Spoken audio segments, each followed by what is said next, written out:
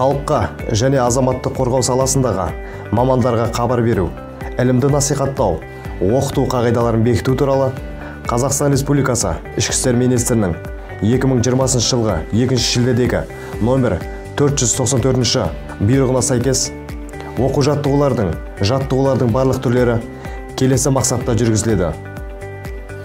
Басқару органдарының, басшылық құрамның, құралымдардың, ұйымдардың жұмысшылары мен қызметшілерінің табиғи және техногендік сипаттағы төтенше жағдайлардың салдарын жою бойынша жұмысында жоғары үйлесімділікке қол жеткізу, олардың тыныс-тіршілігін қалпына келтіру және азаматтық қорғанысты жүргізу, табиғи және техногендік сипаттағы төтенше жағдайлардың салдарының алдын алу және жою бойынша іс-қимылды жоспарларының және азаматтық қорғаныс жоспарының шынайылығын, міндеттерді шешуге күштер мен құралдардың әзірлігін тексеру.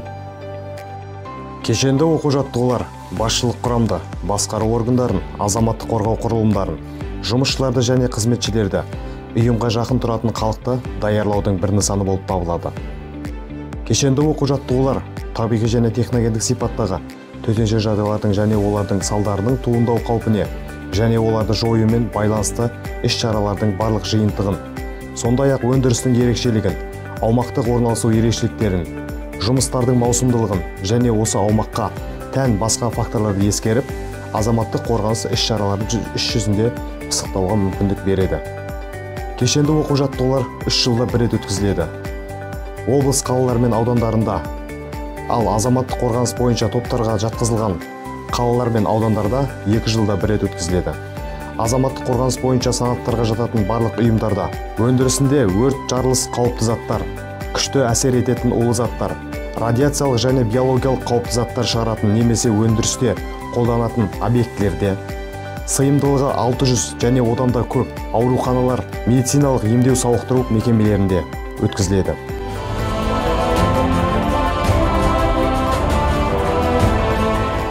Осының негізінде облыстық төтенше жағдайлар департаменті, азаматтық қорғаныс басқармасы мен оқу-жаттығу өтетін қалалар, аудандар есепке алынып, кешенді оқу-жаттығуларды өткізу жоспары мен өткізу жөніндегі ұйымдастырушылық нұсқаулық облыс әкімі, азаматтық қорғаныс бастығымен бекітіліп, қала мен аудан әкімдіктеріне жолданады. Кешенді оқу-жаттығуларға барлық аумақтық басқару органдары, қызметтері және азаматтық қорғау мемлекеттік жүйесінің аумақтық кіші жүйелерінің азаматтық қорғау құрылымдарының командирлері, жеке құраммен, техникамен, аспаптармен және мүлікпен толық жабдықталған азаматтық қорғаудың объектілік құрылымдары, сондай-ақ құралымдардың құрамына кірмейтін жұмысшылар мен қызметшілер тартылады. Азаматтық қорғаныстың тиісті деңгейі бастығының шешімінің негізінде кешенді оқу-жаттығуларға тиісті аумақтың халқы тартыла алады. Аумақтық деңгейдегі кешенді оқу-жаттығуларға дайындалуға және өткізуге мыналар тағайындалады. Оқу-жаттығудың басшысы, оның орынбасарлары және көмекшілері, сондай-ақ оқу-жаттығуды басқару штабы құрылады. Аумақтық деңгейдегі кешенді оқу-жаттығуларды өткізу үшін келесі құжаттар әзірленеді. Тиісті оқу-жаттығу өтетін қала, аудан әкімінің, азаматтық қорғаныс бастығының өкімі, кешенді оқу-жаттығуларды дайындаудың күнтізбелік жоспары, кешенді оқу-жаттығуды өткізу жоспары. Кешенді оқу-жаттығу облыстық төтенше жағдайлар департаментімен келісілген жоспар негізінде және 2 бағытта жүргізіледі. Теориялық, практикалық. Теориялық бағыттағы жүргізілетін оқу-жаттығу аумақтық басқару органдарының, азаматтық қорғау қызметтері мен мемлекеттік жүйесінің аумақтық кіші жүйелерінің азаматтық қорғау құрылымдарының командирлерінің теориялық тұрғыда дайындау, олардың білімдерін жетілдіру, сонымен қатар білімдерін бағалау болып табылады.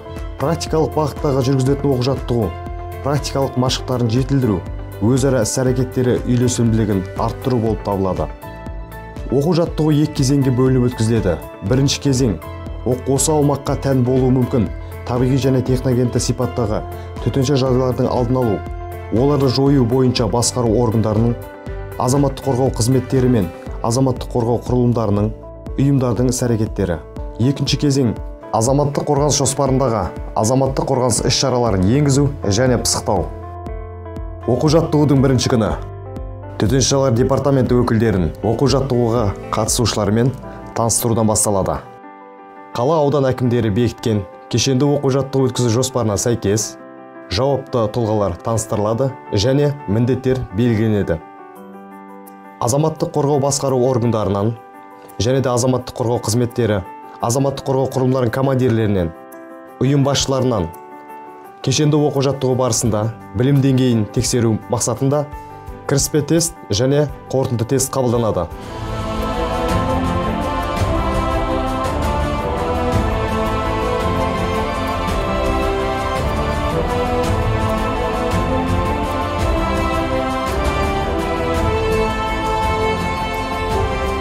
Кешенді оқу-жаттығу өткізу жоспарына сәйкес, ішкі істер және өрт сөндіру бөлімдері жеке құрамның төтенше жағдайлар кенеттен орын алған жағдайдағы ұзақ мерзімге шығу дайындығын тексеру.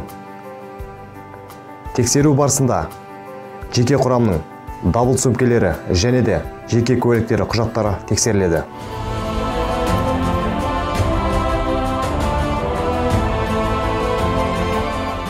Қалалық және аудандық төтенше жағдайлар комиссиясы құрамына жер сілкінісі қаупі дабылы беріліп, комиссияның жеке құрамы 1 сағат ішінде жиналып, төтенше жағдайлардың алдын алу және жою бойынша комиссия отырысы өткізіледі. Төтенше жағдайлар комиссиясының жеке құрамына орын алған төтенше жағдай бойынша жеткізіп, орындау бойынша нақты тапсырмалар беріледі. Және де төтенше жағдайды жою басшысының шешімімен жедел штаб құрылады.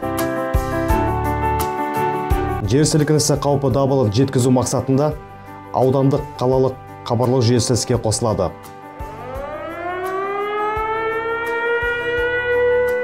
Баршаның назарына дабылын жеткізу орталықтандырылған дауыс зорайтқыш және мешіттер мен жол патрульдік автокөліктері арқылы жүзеге асырылады. Жер сілкінісі қаупі дабылы бойынша жалпы аудандық сейсможаттығу өткізіледі. Сейсмикалық оқу-жаттығулар Қазақстан Республикасы Ішкі істер министрінің 2020 жылғы 2 шілдедегі халыққа және азаматтық қорғау саласындағы мамандарға білім беру, ілімді насихаттау, оқыту қағидаларын бекіту туралы номері 494 бұйрығына сәйкес өткізіледі. Оқу-жаттығу өткізілу барысында әр күні соңында азаматтық қорғау қызметтері мен құрылымдардың командирлерінің, ұйымдардың басшыларының түскен кіріспеге сәйкес атқарылған іс-шаралар бойынша тыңдаулар өткізіледі.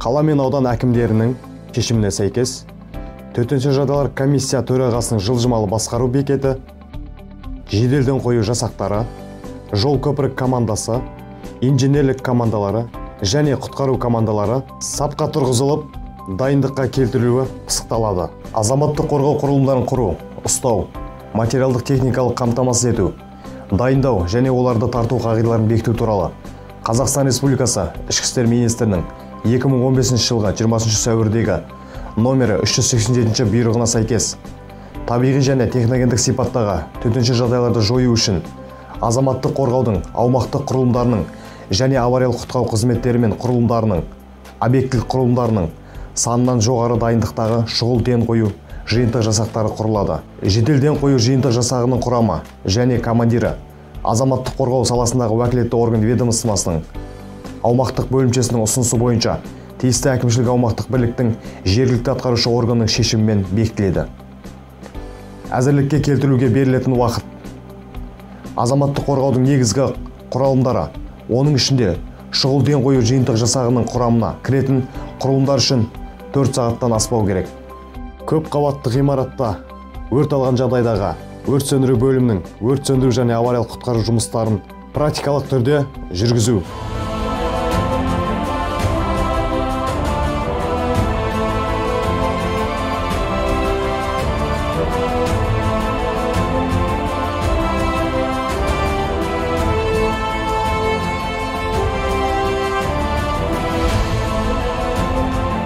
Ауылдық округтерде дала өрттерін сөндіру үшін ерікті өрт сөндіру жасақтарының дала өрттерін сөндірудегі іс-әрекеті.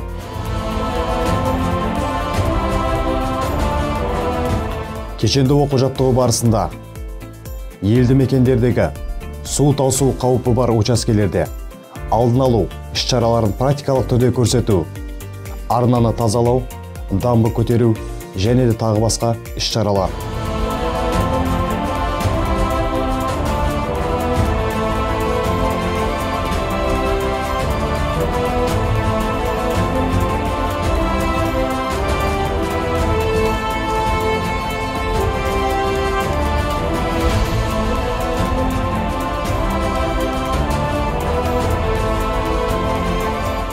аса қауіпті аурулар орын алып, биологиялық адам шығыны тіркелген жағдайдағы іс-қимылдарын көрсету.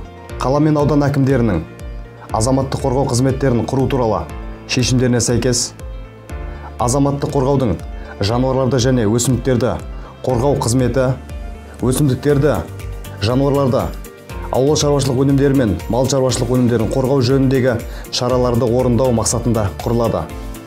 Жануарларды және өсімдіктерді қызметтің негізгі міндеттері: жануарларды және өсімдіктерді, ауыл шаруашылық өнімдері мен мал шаруашылық өнімдерін, мал шаруашылығын және өсімдік шаруашылығын, су көздерін, сумен жабдықтау жүйелерін, радиоактивті, химиялық, бактериологиялық зақымдаулардан қорғау жөніндегі шараларды орындау және ұйымдастыру, ветеринарлық және типопатологиялық барлауларды, өңдеулерді ұйымдастыру, зақымданған жануарларды емдеу, зақымданған малдарды мәжбүрлікпен сою және көму, дақылдарды, жайылымдарды және мал шаруашылығы мен өсімдік шаруашылығы өнімдерін залалсыздандыру.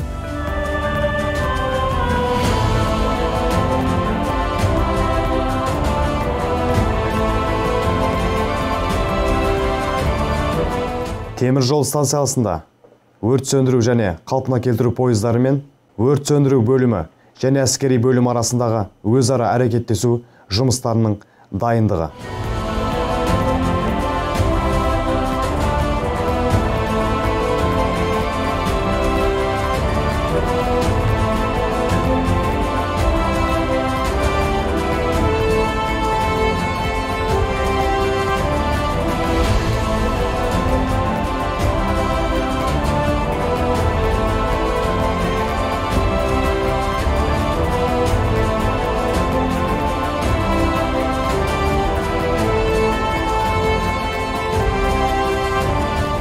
Қауіп төнген жағдайда орталық аурухананың эвакуациялық іс-шаралары, ауруларды, дәрі-дәрмектерді, қажетті құралдарды қауіпсіз аймаққа көшіру.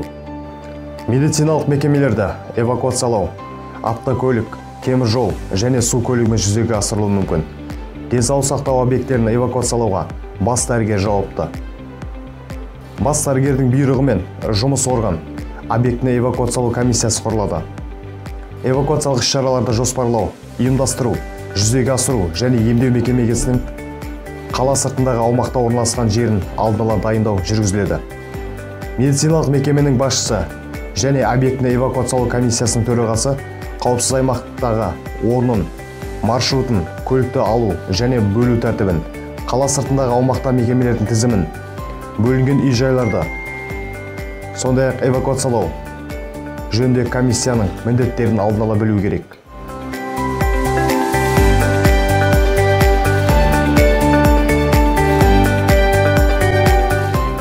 Аса қауіпті жұқпалы індет оқиғасы орын алған жағдайда емдеу профилактикалық мекемесін эпидемияға қарсы кезеңге ауыстыру. Бұл іс-шараны практикалық түрде көрсету кезде науқасты қалай қабылдау және ол кезде дәрігерлердің іс-әрекеттері, сонымен қатар науқас адамды қабылдап орналастырғаннан кейінгі медициналық персоналдардың залалсыздандыру жұмыстарын қалай жүргізуі.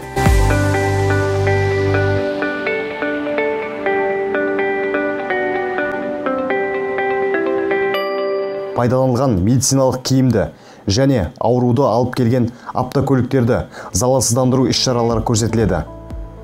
Сонымен қатар, бір мезетте көптеп адам түскен кездегі қабылдау тәртіптері толықтай пысықталады.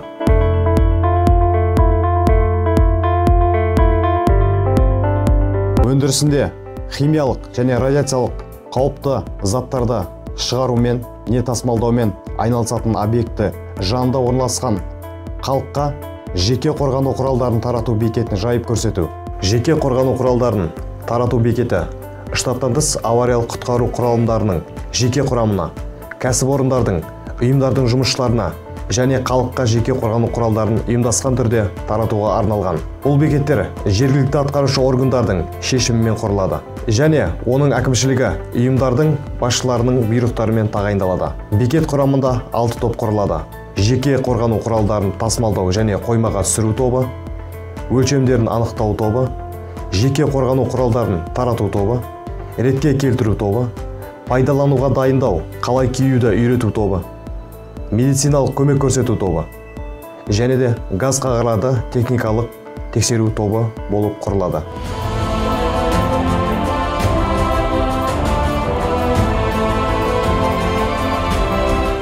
Калыптуу өндүрүстүк объектилерде радиациялык химиялык бакылоо постунун жұмысын практикалык түрдө көрсөтүү.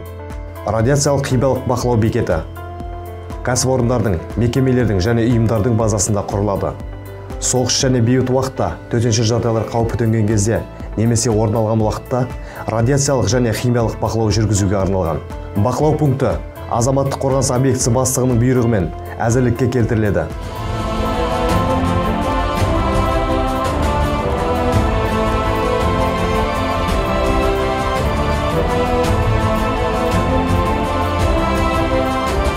Төтенше жағдай орын алған аумақтан халықты қауіпсіз аймаққа көшіру мақсатында халықты жұмылдырып, эвакуациялық жинау пунктінің жұмысын практикалық түрде көрсету. Эвакуациялық жинау пункттері эвакуациялатындарды жинауға және тіркеуге, оларды отырғызу пункттері мен қозғалыстың бастапқы пункттеріне жөнелту үшін арналған. Эвакуациялық жинау пункттерінің әкімшілігі алдын ала жергілікті атқарушы органдардың қаулылары мен ұйымдар бойынша бұйрықтармен тағайындалады. Эвакуациялық жинау пункттері өз қызметінде эвакуациялық комиссияларға бағынады. Әр жинау пункттерде реттік номер беріледі. Барлық эвакуациялық жинау пункттері міндетті түрде тиісті эвакуациялық комиссиялармен, жаяу эвакуациялық бағыттарының бастапқы пункттерімен, отырғызу пункттерімен және эвакуациялатындарды тасымалдауды жүзеге асыратын көлік органдарымен тікелей байланыспен қамтамасыз етіледі. Эвакуациялық жинау пунктінің құрылымына эвакуациялық жинау пунктінің бастығы, эвакуациялық жинау пункті бастығының орынбасары және де мынандай топтар құрылады.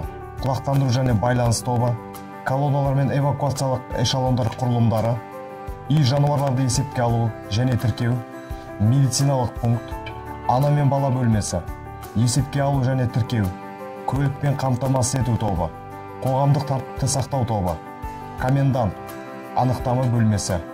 Тіркеу және есепке алу тобында 6, не болмаса 10 адам бекітіледі.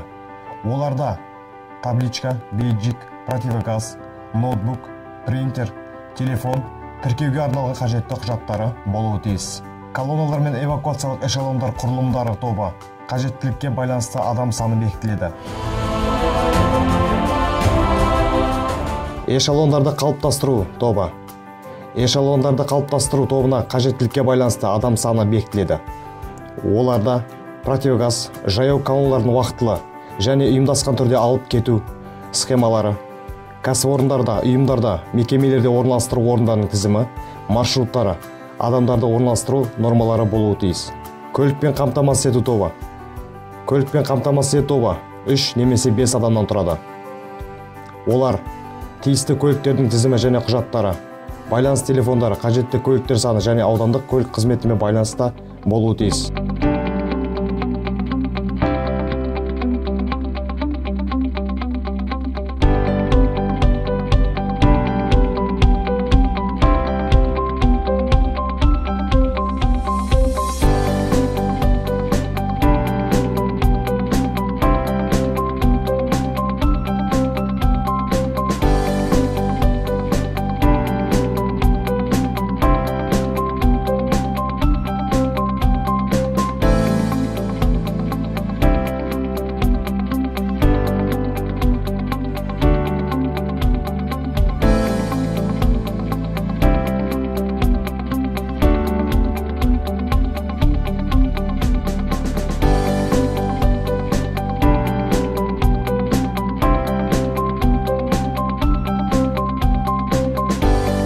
Халықты жұмылдырып, эвакуациялар қабылдау пунктінің жұмысын практикалық түрде көрсету. Эвакуациялық қабылдау пункттері түсіру пункттерінде көрсетіледі және эвакуациялатындарды қабылдау және оларды орналастыру орындарына жіберу үшін арналған. Эвакуациялық қабылдау пункттері алдын ала жергілікті атқарушы органдардың қаулыларымен бекітіледі.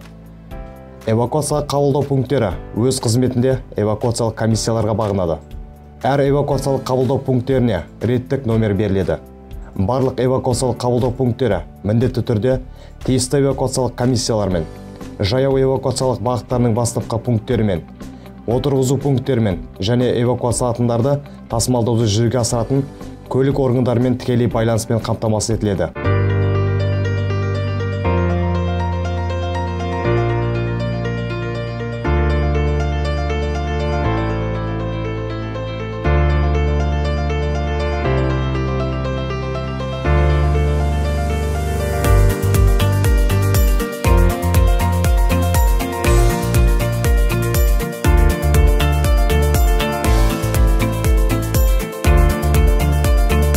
Медициналық пункт. Алғашқы көмек көрсету мақсатында медициналық пункт құрылады. Онда дәрі-дәрмектер мен қажеттілік құрал-жабдықтары және де жатын орындарының болуы тиіс.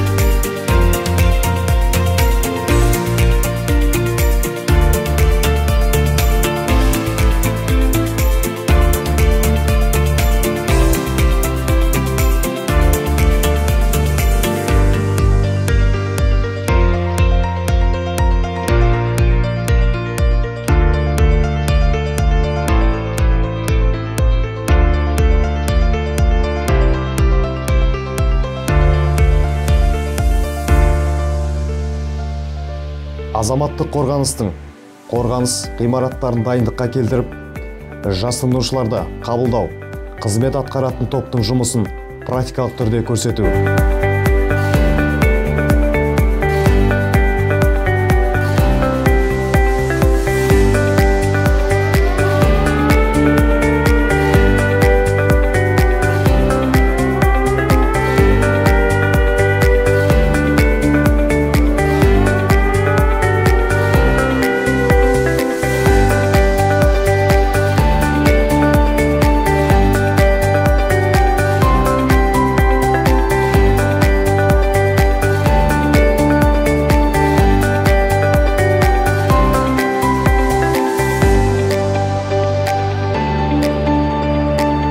Азаматтық қорғаудың қорғаныш құрылыстары. Азаматтық қорғаныс бойынша санаттарға жатқызылған ең көп жұмыс істейтін ауысымды қорғау үшін, сондай-ақ медициналық ұйымдардың тасымалдауға келмейтін науқастарын қорғау үшін құрылады. Қорғаныс құрылысының бөлмелері негізгі және қосалқы бөлмелерден тұрады. Негізгі бөлмелер олар жасырынушыларға арналған бөлмелер, басқару пункттері, санитарлық орындар. Қосалқы бөлмелер, сүзгі желдеткіш бөлмелер, санитарлық тораптар, қорғалған дизэлектр станциялары, азық-түлік сақтауға арналған бөлме, айдау станциялары, тамбур-шлюз, тамбурлар. Бейбіт уақытта қорғаныс құрылыстары инженерлік техникалық және арнайы жабдығының келесі элементтері пайдаланылмайды. Қорғалған дизельді электр станциясының желдету жүйелері, сіңіргіш сүзгілер, сүзгі алдындағы сүзгілер, ауаны көміртегі тотығынан тазартуға арналған сүзгілер, ауаны регенерациялау құралдары, гравитациялық ауа салқындатқыштар, нәжістерді жинауға арналған авариялық резервуарлар.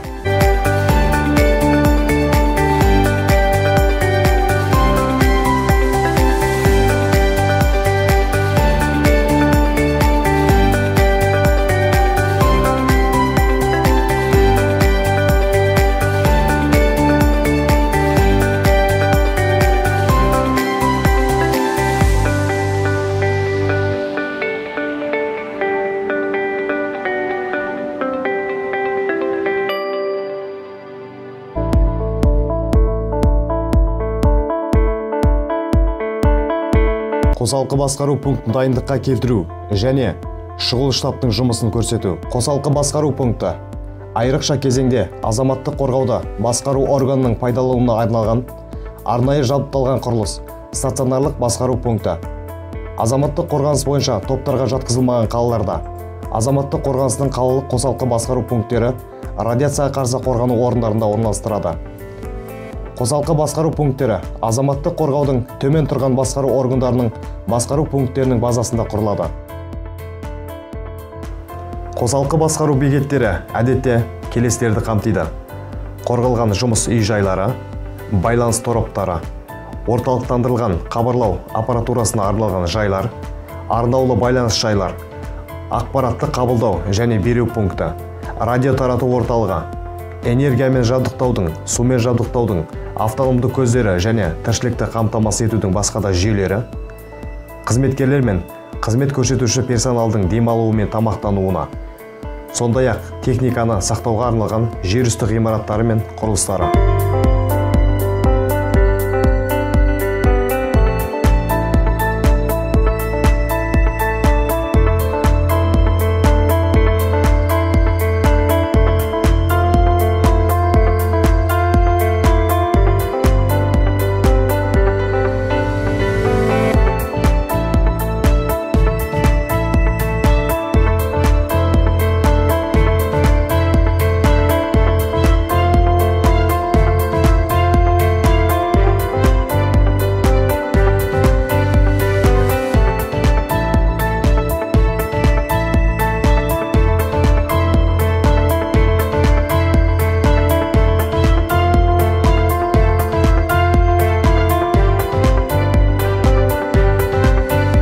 Кешенді оқу-жаттығудың екі кезең қорытындысы бойынша азаматтық қорғау қызметтерінің шаруашылық нысандарының басшылары тыңдау өткізіледі.